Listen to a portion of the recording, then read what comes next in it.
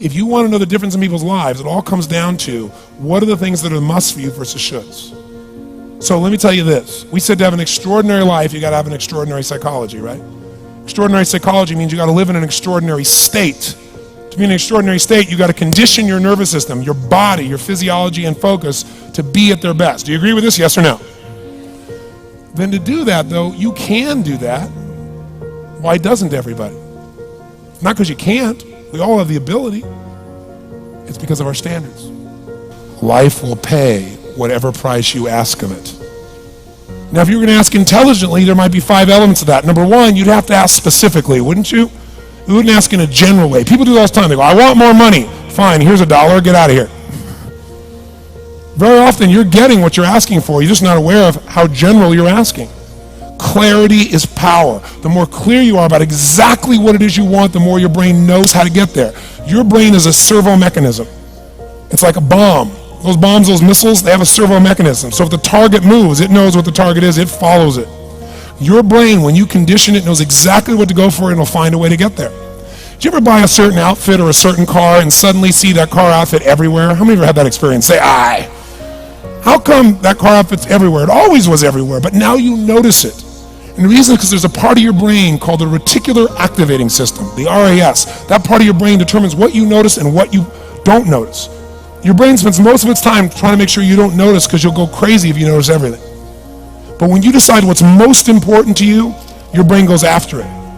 Everyone I know who's successful builds what I call an RPM plan. An RPM is built on the metaphor that the way to get from where you are to where do you want to go to the fastest is you got to build power, like in a car, RPMs. And the R stands for they know the result they're after. They know what they want precisely. If you don't know exactly what you want or you let yourself get beyond that into something general, you're not going to achieve it. Clarity is power. You got to know the specific result you're after. What do you want? If you can't answer that question right now in your personal life, in your body, in your relationships, in your finances, in your spirituality, then you're not going to be as fulfilled as you want to be. We all know in this room, there's only one way you succeed long term. Anybody can get lucky, do something for a period of time, but real success in any measure whatsoever comes when you do more for others than anybody else. There's no other way to do it. You find a way to add more what? Value. And if we find the way to add more value, we can be superior in the marketplace, but we can also be superior in our own lives. We can enjoy our lives at a different level. We can have a different set of pride that isn't fake. It's not ego. Ego is when you try to make it better than it is, and you know the truth is it's not.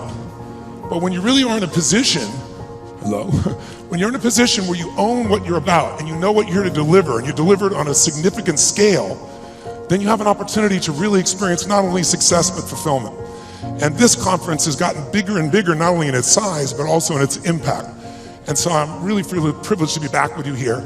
And I know you're working to raise 1 million meals. And I'm very, very into hunger, to say the least, primarily because I was so hungry at a stage of my life. And my life was completely changed because when I was 11 years old, we had no money and no food. And we'd gotten used to that, but it was Thanksgiving, which makes it more emotional. And my parents were saying and doing things that after you say them, you can never take them back. And it was very profoundly painful, obviously, for myself as the oldest and trying to keep my brothers and sisters from hearing it. But it profoundly changed me because that day something changed my life, and it was somebody simply coming and delivering food. And it wasn't the person, wasn't giving it, it was a delivery guy. And it wasn't a happy moment for my father. It was interesting. My mom and dad are yelling at each other. My mom's saying things to my father, you haven't taken care of us. Pretty painful moment. And the door happens, and I go to open the door, and there's this tall guy standing there with these big bags of food, and on the ground beside him he had this pan with uncooked turkey. And he said, is your father here? And I said, just one moment. And I sprinted to get my dad, thinking this was going to be the most euphoric moment you could possibly imagine. Like God had come by and surprised us, somebody cared about us, whatever you wanted to frame it. And my father came to the front door begrudgingly. When he saw the man, he got very angry. And he said, we don't take charity. And he went to slam the door. And the man was a very tall guy, and he put his arm or shoulder against it. It kind of bounced off of him. And he said, sir, this is not charity. Everybody has tough times. And somebody knows you're in need, and they want you to have a beautiful Thanksgiving. Please accept this gift. My father got even more intense, started saying, I don't accept charity. And this time the man put his foot there and it bounced off of it. And then he said something to my father that I thought my father would hit him. He looked at my father and said, he looked at me in the background and said, don't let your family suffer because of your ego. It was intense words to say. My father didn't know what to do. He grabbed the food, he slammed it down and slammed the door. And I tell you the story because everything in our life is controlled by 3 decisions. And those 3 decisions I'd like you to look at today because I really want to deliver for you. I didn't come here to do a speech. I love Mark dearly. I really want to serve you, and you all are giving the greatest gift you have, your time. You can get your money back, but you can't get your time back. And so I really want to serve you. And I think one of the most powerful things we can do to serve you is have you become clear of what the controlling force is that's controlling the quality of your life. And you and I both know it's not the amount of money in your pocket. It's not who you know. It's not even what you've been through. It's really the decisions you make moment to moment about a couple of different things. And the 3 decisions I made in that moment that I'd like to pull your attention to just real quick are, in this moment you're making these 3 decisions, by the way. The first one is, what are you going to focus on? And that day, my father focused clearly on the fact that he had not taken care of his family. And whatever you focus on, you're going to feel. In fact, many of us in this room, who's ever focused on something, you were thinking something horrible was going to happen, you experienced the pain of that failure or that challenge in your life, and then it never ever happened. Who's had this experience? Say, I. And if things aren't bad in your life, you can always think of shit that hasn't even happened yet and feel bad in advance. But many people do. Because whatever you focus on, you'll feel. Write it down. Focus equals feeling, because if you start to take control of your focus, you take control of your life. But that day he focused on the fact that clearly he had failed his family, and that was the meaning. The second decision you make is, what does it mean? As soon as you look at something, think about something, focus on it, you gotta decide, what does this mean? Is this the beginning or the end? Is this punishment and reward? Is God trying to hurt me or trying to challenge me? Or is this nothing to do with God? I was just being a lazy bastard. Right? The meanings we give to things control our life. If you think it's the end of a relationship, are you going to behave the same way as you think it's the beginning of a relationship? In the beginning of a relationship, when you're totally in love with someone, what will you do for them? Tell me, what will you do? Oh, come on, guys. What will you do when you're totally in love? Shout out, what will you do? What? What? Make the sound of what it's like when you're totally in love out of your mind. Just go ahead and make that sound like a primal sound of what that feels like. Just go for it so we get some energy in this room. It's been a long time for some of you, I can see really clearly. Let's try this time. How about totally in love and passionately desiring this person? Like you can't wait to touch them, make love to them, be with them. Make the sound of what that would be like. Go ahead, nice and loud, go ahead. So when you have the meaning that this is the beginning of the relationship and this person's the most incredible thing, and you will do what for them? What will you do? Anything. Here's the key to the good life. Learn to put everything you've got into everything you do. Whatever you are doing, pour it on. It will quickly open up into opportunity or quickly disclose to you that you ought to be doing something else. The delusion is, if I had a better job, I'd really pour it on. See, that's delusion. Wherever you are, pour it on. Don't give somebody half a job for a day's pay. Pour it on. See, that'll help change your life. Get rid of this disease. Here's the next attitude disease, indecision, mental paralysis. The guy can't make up his mind and it becomes a disease. Pretty soon he knows he's got it. The guy says, well, I know I'm on the fence. But he says, what if I get off on the wrong side? Listen, after a while it doesn't matter. Just get off. Any side will do. A life full of adventure is a life full of many decisions. The ones that turn out to be wrong give you better experience to make better decisions. So don't see how many decisions you can get out of, see how many you can get into. That's where the adventure is. So shake off this disease, indecision. The next one is doubt. Doubt's like a plague.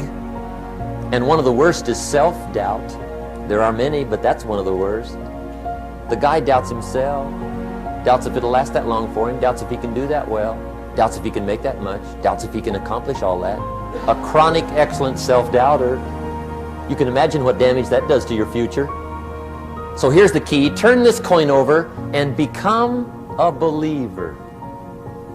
And there's many things to believe in. One of the majors is yourself. The understanding of self-worth is the beginning of progress. Now, if those 3 don't get you, this one will. Worry. That's a devastating disease. Worry. Worry causes health problems, social problems, personal problems, family problems. It's devastating. Worry long enough, it'll drop you to your knees. Could reduce you to begging. I know how bad this one is. I used to have it bad. I used to be known as a super worrier. not a super warrior. No super warrior. My family wished I'd have been a warrior. I got those years to make up for. But I'll tell you what, my advice to you is do what I finally did on worry. Give it up. Who needs it? I'm not saying it's easy. I'm saying it's worth it. It took me almost 1 year to kick the worry habit, and it was not an easy year. It was one of the toughest years I ever spent, but I finally got that monkey off my back. And I discovered you could live the most incredible life free of worry. Not free of challenge, not free of difficulty, free of worry. I learned how to do it, and you can. Here's the next attitude disease. Over-caution. Some people never will have much. They're too cautious. Now, you can also be too reckless, but you can also be too cautious. This is called the timid approach to life. And my caution was always the risk. Risk used to drive me right up the wall. I used to say, what if this happens? It's called the language of the poor. What if this happens? And on top of that, if this was to happen, look at the fix I'd be in. I better not try. I could always ace myself out. Then I'll tell you what changed my whole life when I finally discovered it's all risky. The minute you were born, it got risky. If you think trying is risky, wait till they hand you the bill for not trying. If you think investing is risky, wait till you get the tab for not investing. See, it's all risky. Getting married is risky. Having children is risky. Going into business is risky. Investing your money is risky. It's all risky. I'll tell you how risky life is. You're not going to get out alive.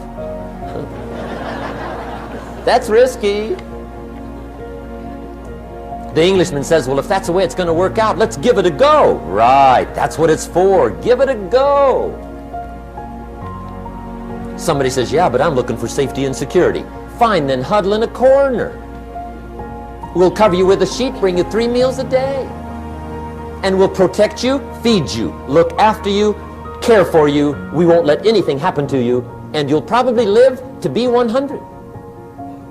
The guy said, well, yeah, I'd live to be 100. But what a way to live. Right. What a way to live safe and secure. Don't ask for security. Ask for adventure. Better to live 30 years full of adventure than 100 years safe in the corner. And see, it's not important how long you live. What's important is how you live. Here's the next attitude disease, pessimism. Pessimism, the deadly disease of always looking on the bad side, the problem side, the difficult side, checking all the reasons why it can't be done. The poor pessimist leads an ugly life. He doesn't try to figure out what's right. He tries to figure out what's wrong. He doesn't look for virtue. He looks for faults. And when he finds them, he's delighted. How ugly. This is the poor guy who looks through the window, doesn't see the sunset. He sees the specks on the window.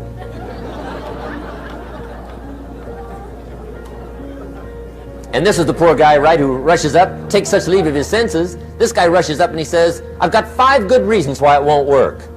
He's so dumb he doesn't know all he needs 1. He's got 5. To the pessimist, the glass is always half empty. To the optimist, the glass is half full. Why would the same measure affect people 2 different ways? Answer, it all depends on how you look at it. Our lives are mostly affected by the way we think things are, not the way they are. The way we think they are affects us most. And so what I'm saying to you is that as you begin to look out on your life, this is challenging. This is not easy acting. So what are the things that we can begin to do to harness our will? Number 1, you've got to bring it out and look at it. You got to take the power out of it. You've got to expose it to the truth. And the truth is that it has no power over you. So write down something you want to act on, but for some reason that you've been holding back, and look at it. The next thing is, ask yourself the question, is it helping you to continue to put it off? If it's an asset for you to continue to procrastinate, then continue to do that. But if it's a liability for you, if it's causing you some mental and some emotional challenges, or perhaps a financial problem, look at that. Examine that for what it is. Next step, ask yourself, what's blocking you? What's preventing you from acting? Why don't you have the courage to handle that? Why won't you face that? What are you running away from? What kind of avoidance behavior are you engaged in? Next is, what is the worst thing that can happen when you take action? So what is the worst thing that can happen? I want you to visualize that, experience that, feel the nervousness and the discomfort. And the more you run it in your mind, the less power that it will have. Next is, how will you feel after taking this action? When we look out on our lives, you ask the question, what are you going to do? Look at, as you think about this that you know you need to handle, what are you going to do? And then write down 3 strong reasons on why you know you must take action. And be explicit and descriptive in your reasons, because your reasons have power. Your reasons will drive you. When you have doubt, when your faith becomes weak, your reasons will fortify your faith. When you have an inner conversation, say, no, don't do that. Your reasons will become your rod and your staff to comfort you, to take you through those challenging moments. So write down your reasons. And what you will find, that when you decide to act, when you decide to take life on, and let me warn you, it can be painful, it will be uncomfortable, and that's where the growth is. When you're uncomfortable, when you're stretching out, when you're taking life by the collar, you're going to get thrown to the ground again and again and again. But when you have determination, and you know that what you're doing is right, it gives you your life, it gives a special meaning and power to you, you will have some power from on high. You will discover some things about yourself that will begin to electrify your personality. You'll begin to discover some things about you that you don't know you've got.